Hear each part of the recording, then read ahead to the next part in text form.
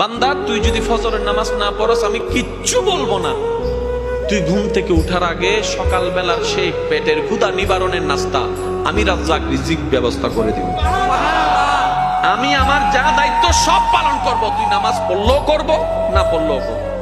আমি দিলেই তোর খাবার, আমি দিলেই খাবারটা রান্না হয়, আমি দিলেই খাবারটা হাতে উঠে, আমি শক্তি দিলেই তো মুখে যায়, আমি ডুব গিলার ক্ষমতা দিলেই তো তুই ডুব গিলতে পারিস।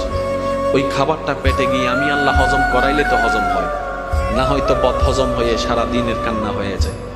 আমি আল্লাহ স্রষ্টা হিসেবে যা করার সব করব।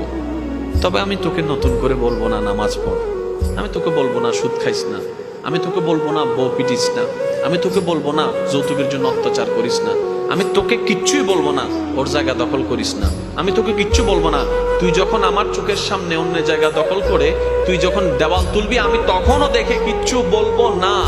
তুই বিয়ের আগে অবৈধ সম্পর্ক কর, আমি দেখবো, তারপর কিচ্ছু বলবো না। তবে তুই যদি বুদ্ধিমান হস, ভুল করলো তোর জন্য একটা সুযোগ দিচ্ছি। আল্লাহ কি সুযোগ? তওবা করে আস্তে করে আমার কাছে মাপ চেয়ে আমার